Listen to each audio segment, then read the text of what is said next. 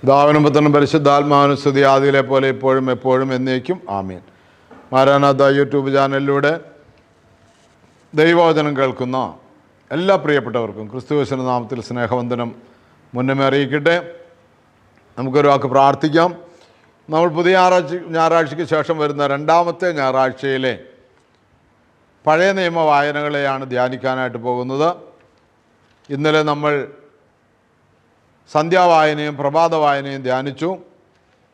ഇന്ന് നമ്മൾ പഴയ നിയമ വായനകളും ലേഖനങ്ങളും സുവിശേഷവുമാണ് ധ്യാനിക്കുന്നത്. ഒരു വാക്ക് പ്രാർത്ഥിക്കാം. നിത്യനും വാഴ്ത്തപ്പെട്ടവനുമായി ഞങ്ങൾ സ്വർഗപിതാവേ, നല്ല സമയത്തിനായി നന്ദിയോടെ സ്തുതിക്കുന്നു, സ്തോത്രം ചെയ്യുന്നു, മഹത്വപ്പെടുത്തുന്നു. തിരുരക്തത്താൽ ഞങ്ങളെ കഴുകണമേ, വിശുദ്ധീകരിക്കണമേ, നന്മകളാലും ഐശ്വര്യങ്ങളാലും നിറയ്ക്കണമേ. നിത്യം പിതാവും പുത്രനും പരിശുദ്ധാത്മാവുമായ സർവേശ്വര എന്നേക്കും ആമേൻ. ഹല്ലേലൂയ. പ്രിയമുള്ളവരെ, പുറപ്പാട് പുസ്തകം 40-ാം അധ്യായത്തിൻ്റെ 1 മുതൽ 40 വരെ 16 വരെ വാക്യങ്ങളാണ് ക്രമീകരിച്ചിരിക്കുന്നത്.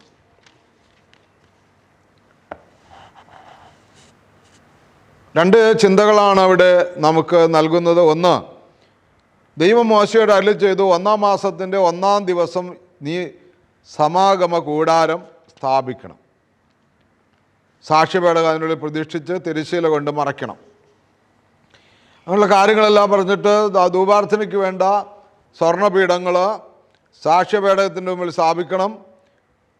കൂടാരവാതിലിന് യവനിക ഇടണം. അങ്ങനെ ദഹന ബലിപീഠം സ്ഥാപിക്കണം. ഇങ്ങനെയൊക്കെയുള്ള കാര്യങ്ങളെല്ലാം പറഞ്ഞിട്ട് 9-ാമത്തെ വാക്യത്തിൽ പറയുന്നു, അതിനുശേഷം അഭിഷേക തൈലമെടുത്ത് കൂടാരവും അതിലുള്ള സകലതും അഭിഷേചിക്കുക. അങ്ങനെ കൂടാരവും അതിലെ ഉപകരണങ്ങളും ശുദ്ധീകരിക്കുക, അവ വിശുദ്ധമാകും. സമാഗമന കൂടാരത്തിൻ്റെ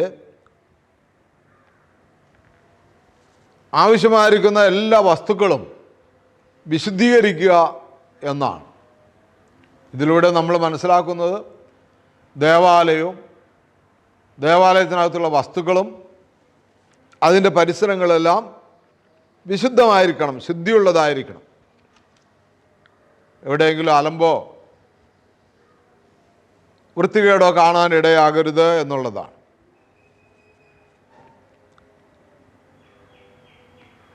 അതുപോലെ അത് കൈകാര്യം ചെയ്യുന്ന ആളുകളും ശുദ്ധിയുള്ളവരായിരിക്കണം.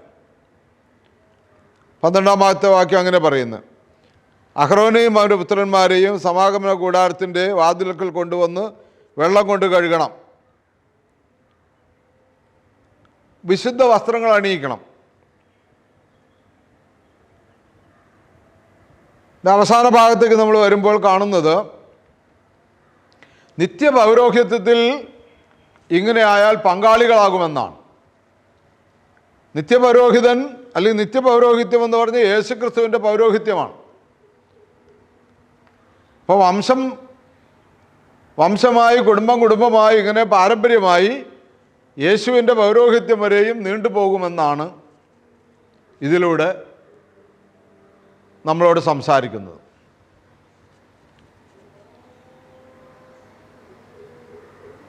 പതിനഞ്ചാമത്തെ വാക്യം, അവരുടെ പിതാവിനെ അഭിഷേകിച്ചതുപോലെ അവരെയും അഭിഷേകം ചെയ്യണം.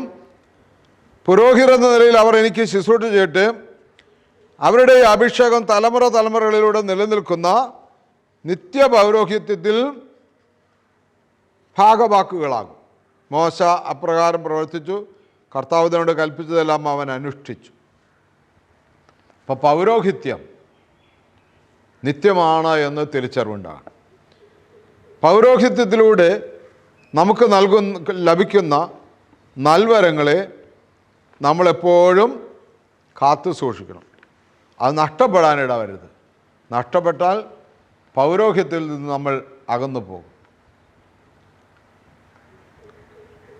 പൗരോഹിത്യത്തിൻ്റെ ശുശ്രൂഷയെക്കുറിച്ച് പിതാക്കന്മാർ ഇങ്ങനൊരു ഗാനം എഴുതി നമ്മൾ പ്രാർത്ഥിക്കാറുണ്ട്.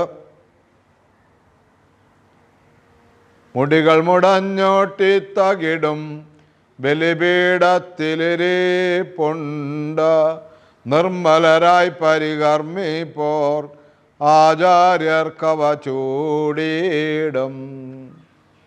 മുടികൾ മുടഞ്ഞുക നിരനിരയായി ബലിപീഠത്തിൽ ഇങ്ങനെ ഇരിക്കുകയാണ്. നിർമ്മലരായി വിശുദ്ധമായി പരികർമ്മിക്കുന്ന ശുശ്രൂഷിക്കുന്ന ആചാര്യന്മാർക്ക് അത് കിട്ടും. അവർ ചൂടിയിടും. ഇപ്പം മുടികൾ അങ്ങനെ മെടഞ്ഞിരിക്കുന്നത് കൊണ്ട് എല്ലാവർക്കും കിട്ടണമെന്നില്ല. നിത്യപൗരോഹിത്യത്തിലേക്ക് യേശുക്രിസ്തുവിൻ്റെ പൗരോഹിത്യത്തെ സ്വീകരിച്ച് യേശുക്രിസ്തുവിൻ്റെ ശുശ്രൂഷയിലൂടെ മാത്രം ശുശ്രൂഷ ചെയ്തു പോകുന്നവർ.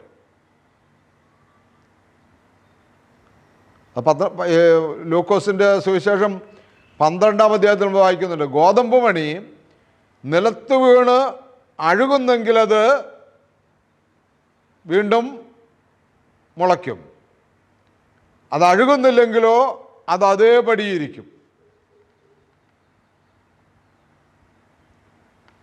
എന്നെ ശുശ്രൂഷിക്കാൻ ആഗ്രഹിക്കുന്നവൻ എന്നെ അനുഗമിക്കട്ടെ, അപ്പോൾ ഞാൻ ആയിരിക്കുന്നിടത്ത് അവനായിരിക്കുകയും എൻ്റെ പിതാവ് അവനെ ബഹുമാനിക്കുകയും ചെയ്യും. ഇതാണ് പൗരോഹിത്യത്തിന് കിട്ടുന്ന പദവി. അത് നഷ്ടപ്പെടുത്താതിരിക്കാൻ ശ്രദ്ധിക്കുക. രണ്ടാമത്തെ വായന ഹോശേയ പ്രവാചകൻ്റെ പുസ്തകമാണ്. അതിൻ്റെ 8-ാം അധ്യായം 1 മുതൽ 8 വരെ വാക്യങ്ങളാണ്. ഇസ്രായേലിൻ്റെ അതിക്രമങ്ങളെക്കുറിച്ച് ദൈവം അവരെ ശാസിക്കുകയും കർത്താവ് സങ്കടപ്പെടുകയും ചെയ്യുന്ന കാര്യമാണ്. ഇസ്രായേൽ നന്മയെ തിരസ്കരിച്ച് എന്നാ പറയുന്നത്. അപ്പോൾ ശത്രു അവനെ പിന്തുടർന്നു. അവർ രാജാക്കന്മാരെ വാഴിച്ചു. എന്നാൽ എൻ്റെ ആഗ്രഹമനുസരിച്ചല്ല അവർ അധികാരികളെ നിയമിച്ചത്, എൻ്റെ അറിവ് കൂടാതെയാണ്.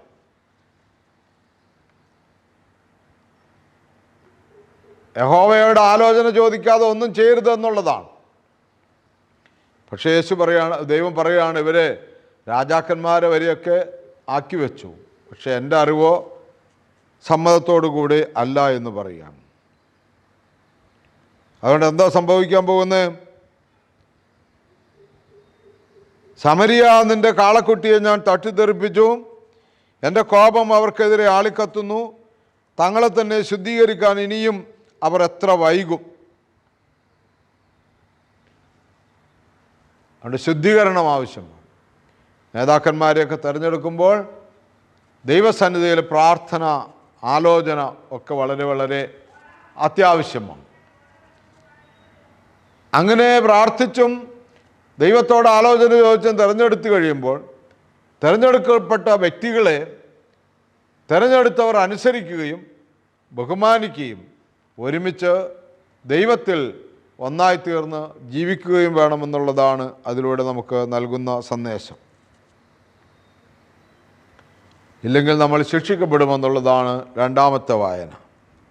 മൂന്നാമത്തെ വായന യെശയ്യാ പ്രവചനം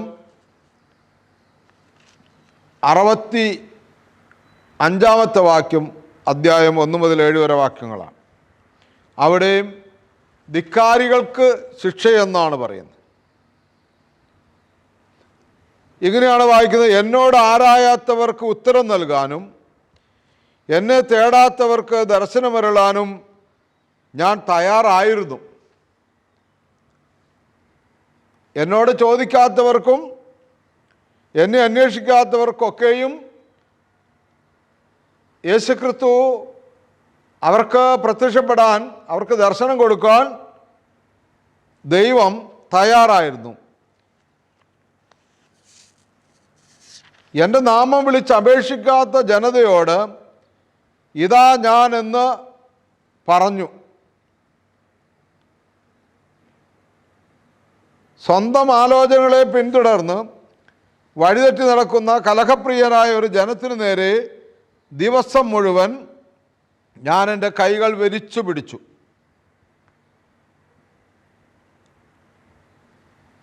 ഇങ്ങനെ ഒത്തിരി ദൈവം ഈ ജനത്തിൽ നിന്ന് ആഗ്രഹിച്ചു. പക്ഷെ അവരെല്ലാം ദൈവത്തിനെതിരെ പ്രവർത്തിക്കുകയാണ്. ദൈവം ഈ ജനത്തിൽ നിന്ന് നന്മ ആഗ്രഹിക്കുന്നു, ഇവരെല്ലാം തിന്മ കൂടുതൽ കൂടുതൽ ദൈവത്തിനെതിരെ പ്രവർത്തിക്കുന്നു. അതുകൊണ്ട് ദൈവം പറയുകയാണ്, അവരുടെ പഴയ പ്രവർത്തിക്കുള്ള ശിക്ഷ അവരുടെ മടിയിൽ തന്നെ ഞാൻ അളന്നു നൽകും. അവരുടെ മടിയിൽ തന്നെ ഞാൻ അളന്നു നൽകും. അതുകൊണ്ട് ശിക്ഷയുണ്ടെന്ന് ഓർത്തുകൊള്ളുക പ്രിയമുള്ളവർ.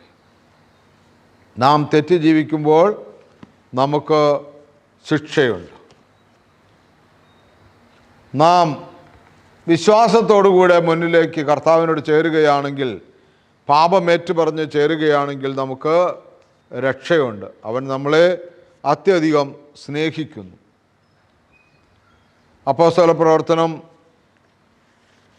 4-ാം അധ്യായത്തിൻ്റെ 8 മുതൽ 21 വരെ വാക്യങ്ങളാണ് ലേഖനമായിട്ട് നമ്മൾ ഒന്നാമത്തെ ലേഖനം വായിക്കുന്ന പൊതുവിന് എഴുതിയത്. അപ്പോസ്തലന്മാർ ധൈര്യപൂർവമായിട്ടാണ് പ്രസംഗിക്കുന്നത്. നമുക്കറിയാം, ഒന്നാമത്തെ ഞായറാഴ്ച ഒക്കെ നമ്മൾ കണ്ടത്, യേശു പ്രത്യക്ഷപ്പെട്ടപ്പോൾ പുതിയ ഞായറാഴ്ചയ്ക്ക് ശേഷം ഒന്നാമത്തെ ഞായറാഴ്ച അവർ കതകടച്ച് വാതിലിനകത്തിരുന്നു എന്നുള്ളതാണ്. വീടിനകത്തിരുന്നു. ഉയർത്തെഴുന്നേറ്റ് കർത്താവ് പ്രത്യക്ഷപ്പെട്ടപ്പോഴും അവർ ഭയന്ന് വിറച്ച് കതകടച്ചകത്തിരിക്കുകയാണ്. ഇന്ന് വായിച്ചു കേൾക്കുന്നത് രണ്ടാമത്തെ പുതിയ ഞായറാഴ്ച വരുന്ന രണ്ടാമത്തെ ഞായറാഴ്ച നമ്മൾ വായിച്ചു കേൾക്കുന്നത് എന്താണ്? ശിഷ്യന്മാർ പരസ്യമായി ധൈര്യപൂർവം യേശുക്രിസ്തുവിനെ പ്രസംഗിക്കുകയാണ്. എങ്ങനെ? പരിശുദ്ധാത്മാവ് നിറഞ്ഞാണ് പ്രസംഗിക്കുന്നത്. അവരെങ്ങനെ വിളിക്കുകയാണ്? പരിശുദ്ധാത്മാവിനാൽ നിറഞ്ഞ് പത്രോസ് അവരോട് പറഞ്ഞു, ഭരണാധികാരികളെ, ജനപ്രമാണികളെ, ഒരു രോഗിക്ക് ഞങ്ങൾ ചെയ്ത ഒരു സൽപ്രവൃത്തിയെക്കുറിച്ചാണ്, എന്ത് മാർഗങ്ങൾ ഉപയോഗിച്ച ഞങ്ങൾ ആ മനുഷ്യനെ സുഖപ്പെടുത്തിയെന്നതിനെക്കുറിച്ചാണ് ഞങ്ങൾ ഇന്ന് വിചാരണ ചെയ്യപ്പെടുന്നതെങ്കിൽ. 3-ാം അധ്യായം നമ്മൾ വായിക്കുമ്പോൾ ജന്മനാ മുടന്തനായ ഒരു മനുഷ്യനെ, ഭിക്ഷയാചിച്ചുകൊണ്ടിരുന്ന ഒരു ഭിക്ഷക്കാരനെ അവർ സൗഖ്യപ്പെടുത്തി യേശുവിൻ്റെ നാമത്തിൽ. അത് സന്നിധിൻ സംഘത്തിന് ഇഷ്ടപ്പെട്ടില്ല. അപ്പോൾ അവർ ചോദ്യം ചെയ്യുകയാണ്, എന്തിൻ്റെ പേരിലാണ്, ഏത് മാർഗമാണ് ഉപയോഗിച്ചിരിക്കുന്നത്? അപ്പോൾ പറയുകയാണ് പരിശുദ്ധാത്മാവാണ്, നിങ്ങൾ ക്രൂശിൽ തറച്ചു കൊല്ലുകയും ദൈവം മരിച്ചവരിൽ നിന്ന് ഉയർപ്പിക്കുകയും ചെയ്ത നസ്രായനായ യേശു ക്രിസ്തുവിൻ്റെ നാമത്തിലാണ് ഈ മനുഷ്യൻ സുഖം പ്രാപിച്ച് നിങ്ങളുടെ മുമ്പിൽ നിൽക്കുന്നത്. ധൈര്യപൂർവ്വം പറയുകയാണ്, നിങ്ങൾ ക്രൂശിൽ തറച്ച് കൊന്നതും എന്നാൽ ദൈവം മരിച്ചവരുടെ ഉയർത്തെഴുന്നേൽപ്പിച്ചതിനുമായ നസ്രായനായ യേശു ക്രിസ്തുവിനെ, നസ്രത്തുകാരനായ യേശു ക്രിസ്തുവിനെ കുറിച്ചാണ് ഞങ്ങൾ പറയുന്നത്. അവനാണ് ഈ മുടന്തനെ സൗഖ്യപ്പെടുത്തിയിരിക്കുന്നത്. വീട് പണിക്കാരായ നിങ്ങൾ തള്ളിക്കളഞ്ഞ കല്ല് മൂലക്കല്ലായി തീർന്നു. ആ കല്ലാണ് യേശു. മറ്റാരിലും രക്ഷയില്ല. ആകാശത്തിന് കീഴെ മനുഷ്യരുടെ ഇടയിൽ നമ്മുടെ രക്ഷയ്ക്ക് വേണ്ടി മറ്റൊരു നാമം നൽകപ്പെട്ടിട്ടില്ല. ഇതാണ് അവരുടെ പ്രസംഗം. ഹല്ലേലൂയ. യേശുവെ നന്ദി, ആരാധന, നന്ദിയോടെ സ്തുതിക്കുന്നു. ഹല്ലേലൂയ. അതുകൊണ്ട് നമുക്ക് ഏറ്റുപറയണം, വിശ്വസിക്കണം, മറ്റൊരുവനിലും രക്ഷയില്ല. നാം രക്ഷിക്കപ്പെടുവാൻ ആകാശത്തിന് കീഴെ ഭൂമിക്ക് മീതെ മനുഷ്യവർഗത്തിന് വേറൊരു നാമവും ഇല്ല. തിരിച്ചറിയണം പ്രിയമുള്ളവരെ. നന്ദിയോടെ ദൈവത്തെ നമുക്ക് സ്തുതിക്കാം. വീണ്ടും രണ്ടാമത്തെ വായന എബ്രായർ ലേഖനമാണ്. എബ്രായർ ലേഖനം ത്തിൽ നമ്മൾ വായിക്കുന്നത് അതിൻ്റെ 3-ാം അധ്യായം 1 മുതൽ വാക്യങ്ങളാണ്. 3-ാം അധ്യായം 1 മുതൽ 13 വരെ വാക്യങ്ങൾ. മോശയേക്കാൾ ശ്രേഷ്ഠനെന്നാണ് യേശുവിനെക്കുറിച്ച് പൗലോസ് പ്രസംഗിക്കുന്നത്. മോശയേക്കാൾ ശ്രേഷ്ഠൻ. Hallelujah, hallelujah. ദൈവമേ നന്ദി, യേശുവേ നന്ദി, യേശുവേ ആരാധന, യേശുവേ മഹത്വം. എബ്രായർ ലേഖനം 3-ാം അധ്യായത്തിൻ്റെ 1 മുതൽ തിരുവചനങ്ങൾ. സ്വർഗീയ വിളിയിൽ പങ്കാളികളായ വിശുദ്ധ സഹോദരരെ, നാം ഏറ്റുപറയുന്ന വിശ്വാസത്തിൻ്റെ അപ്പോസ്തലനും ശ്രേഷ്ഠ പുരോഹിതനുമായ യേശുവിനെ പറ്റി ചിന്തിക്കുവിൻ. സ്വർഗീയ വിളിയിൽ പങ്കാളികളായ, അതൊരു വലിയ നേട്ടമാണ്. ഒരു ദൈവത്തിൻ്റെ ഒരു ദാനമാണ്. യാതൊരു രീതിയിലും ലഭിക്കാൻ സാധ്യമല്ലാതിരിക്കെ,